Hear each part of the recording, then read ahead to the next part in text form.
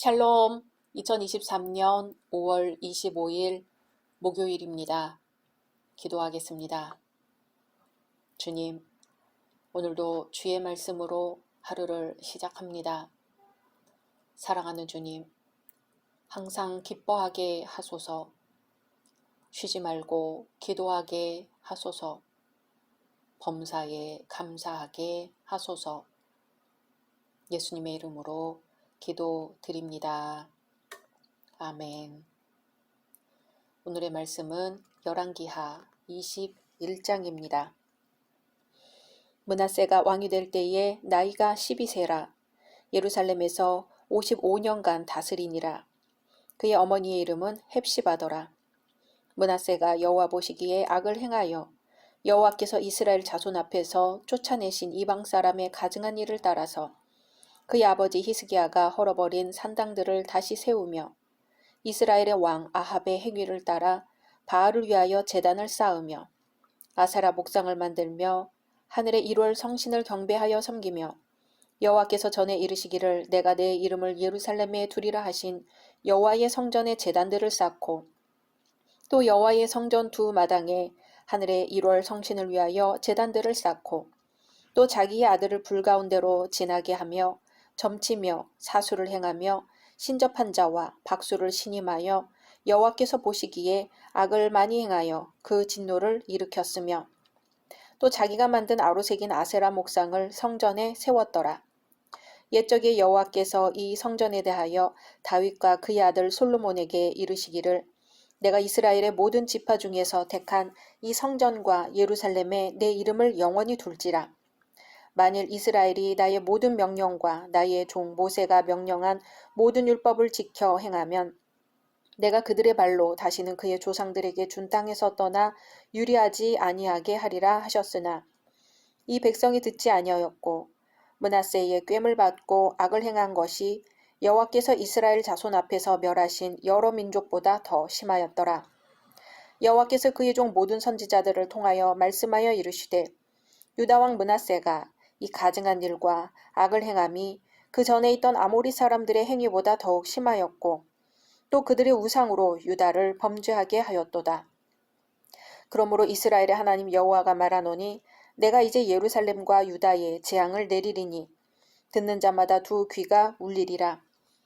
내가 사마리아를 잰 줄과 아합의 집을 다림 보던 추를 예루살렘에 베풀고 또 사람이 그릇을 씻어 엎음같이 예루살렘을 씻어버릴지라. 내가 나의 기업에서 남은 자들을 버려 그들의 원수의 손에 넘긴즉 그들이 모든 원수에게 노략거리와 겁탈거리가 되리니 이는 애굽에서 나온 그의 조상 때부터 오늘까지 내가 보기에 악을 행하여 나의 진노를 일으켰음이니라 하셨더라. 므낫세가 유다에게 범죄하게 하여 여호와께서 보시기에 악을 행한 것 외에도 또 무죄한 자의 피를 심히 많이 흘려 예루살렘 이 끝에서 저 끝까지 가득하게 하였더라. 므낫세의 남은 사적과 그가 행한 모든 일과 범한 죄는 유다 왕 역대지략에 기록되지 아니하였느냐. 므낫세가 그의 조상들과 함께 잠에 그의 궁궐 동산 곧 우사의 동산에 장사되고 그의 아들 아몬이 대신하여 왕이 되니라. 아몬이 왕이 될 때의 나이가 22세라. 예루살렘에서 2년간 다스리니라. 그의 어머니의 이름은 무술레메시요 욥바 하루스의 딸이더라. 아몬이 그의 아버지 므낫세의 행함같이 여호와 보시기에 악을 행하되 그의 아버지가 행한 모든 길로 행하여 그의 아버지가 섬기던 우상을 섬겨 그것들에게 경배하고 그의 조상들의 하나님 여호와를 버리고 그 길로 행하지 아니하더니 그의 신복들이 그에게 반역하여 왕을 궁중에서 죽이매 그 국민이 아몬 왕을 반역한 사람들을 다 죽이고 그의 아들 요시아를 대신하게 하여 왕을 삼았더라.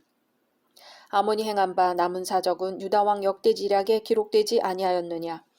아몬이 우사의 동산 자기 묘실에 장사되고 그의 아들 요시아가 대신하여 왕이 되니라. 아멘.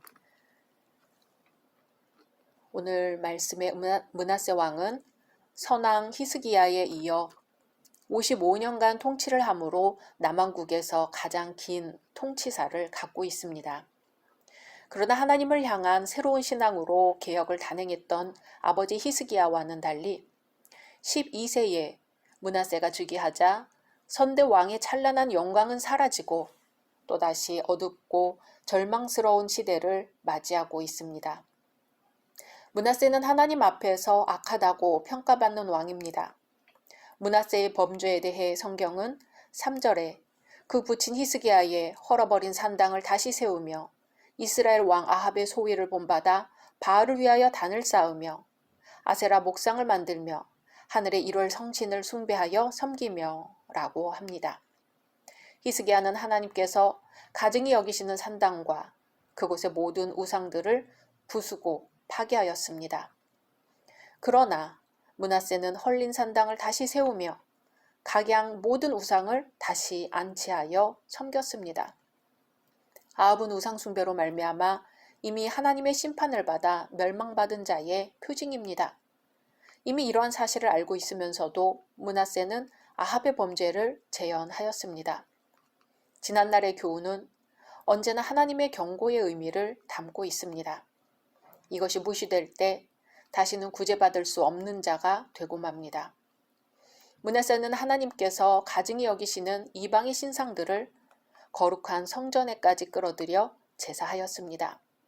뿐만 아니라 하나님께서 모세를 통하여 주신 율법을 어기고 아들들을 제물로 삼아 불 가운데로 지나가게 하는 가증스러운 죄악을 행하기에 조금도 주저하지 않았습니다.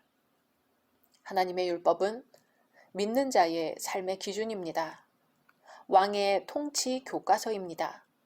그리고 성전은 거룩한 곳입니다. 므낫세는 온갖 우상 숭배로 범죄에 또 다른 범죄를 쌓으며 하나님의 율법을 버리고 거룩한 성전을 더럽혔습니다. 므낫세의 죄악은 자기 자신에게만 국한된 것이 아닙니다. 그는 모든 유다 백성을 깨어 그들로 하여금 자신의 범죄에 동참하게 하고 함께 하나님의 심판을 받도록 하였습니다. 9절에 이 백성이 듣지 아니하였고 므낫세의 꾀임을 받고 악을 행한 것이 여호와께서 이스라엘 자손 앞에서 멸하신 열방보다 더욱 심하였더라고 보도합니다. 므낫세의 죄악이 얼마나 사무쳤으면 이런 표현을 했겠습니까? 하나님께서는 이러한 므낫세의 행악을 그대로 묵과하지 않으셨습니다. 그래서 선지자들을 통하여 경고에 경고를 더하셨습니다. 하나님은 범죄자 므낫세를 향하여 그의 범죄 행위는 그 전에 있던 아모리 사람의 행위보다 더욱 심한 행위였다고 경고하셨습니다. 가나안 땅의 원주민인 아모리 사람이나 므낫세의 범죄는 우상숭배라는 점에서는 동일하지요. 하지만 하나님께서 가나안 족속을 진멸하여 심판하심으로 본보기를 보여주셨습니다.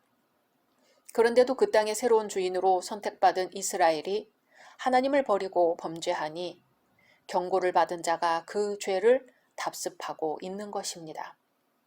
하나님께서 눈에 보이는 확실한 증거를 주셨음에도 불구하고 가나안 사람들이 지은 죄를 똑같이 반복한 므낫세의 죄는 하나님 보시기에 더욱 가증스럽고 악한 것이었습니다. 므낫세가 죽고 아들 아몬이 즉위합니다.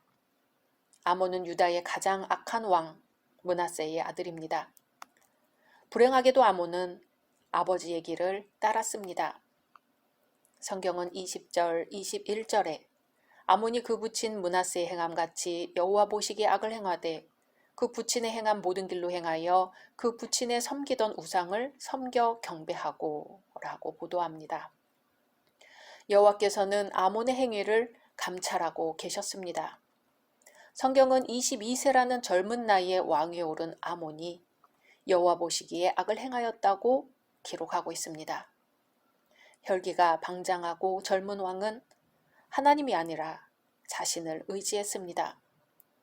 자신의 왕됨을 하나님의 은혜로 생각하지 못하고 스스로 높아서 왕이 된 것으로 착각하였습니다. 그리고 부친의 길을 따른 아몬은 결국 하나님을 버렸습니다. 22절에 그 열조의 하나님 여호와를 버리고 그 길로 행치 아니하더니 성경은 아몬이 하나님을 버렸다고 합니다. 하나님은 이스라엘에게 경고하셨지요. 여호수아 24장 20절입니다. 만일 너희가 여호와를 버리고 이방신들을 섬기면 너희에게 복을 내리신 후에라도 돌이켜 너희에게 화를 내리시고 너희를 멸하시리라. 아하스와 같은 왕들은 우상을 섬기는 어리석은 일을 자행하기도 했지만 여호와 하나님을 예배하는 것을 완전히 잊어버리지 않았습니다. 그러나 아몬은 완전히 하나님을 버리고 우상을 섬기기로 결단을 내린 것입니다.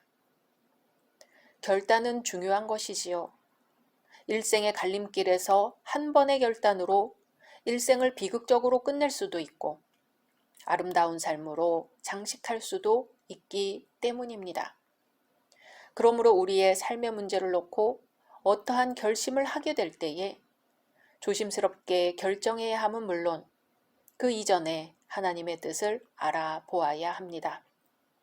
그리하여 참으로 하나님께서 원하시는 길을 택하여야 할 것입니다. 아몬은 여호와를 버리고 우상을 섬기기로 결단했습니다. 결국 아몬은 죄악의 보응을 받았습니다.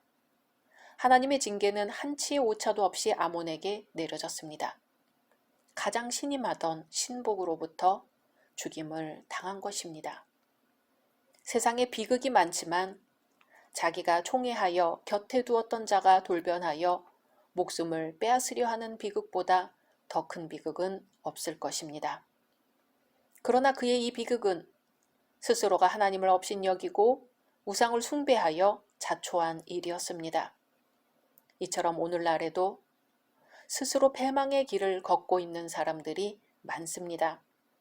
그러므로 성도들은 우리의 경배의 대상은 오직 여호와 하나님이심을 명심하고 그분을 따르는 삶을 살아야 하겠습니다.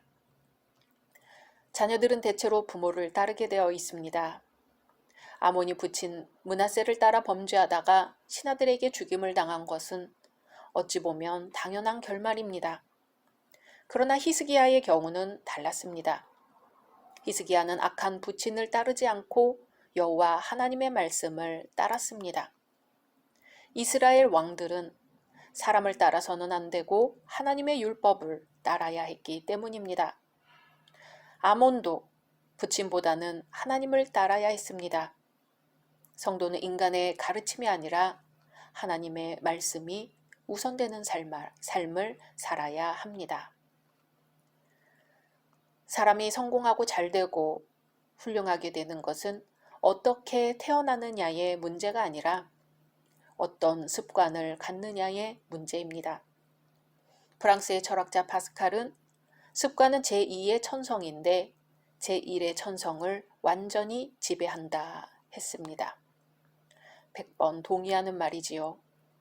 아무리 좋은 성품을 가지고 태어났다 할지라도 친구를 잘못 사귀어서 나쁜 습관에 길들여지면 부모로부터 물려받은 천성과는 아무 상관없이 불행하게 되는 것을 우리는 주변에서 쉽게 목격할 수 있습니다.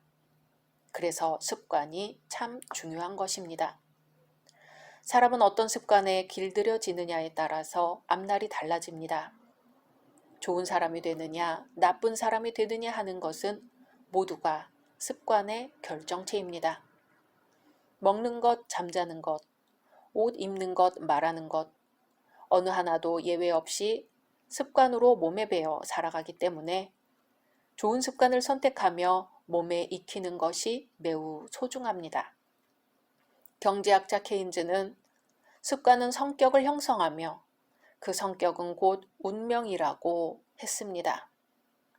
정말 중요한 말입니다.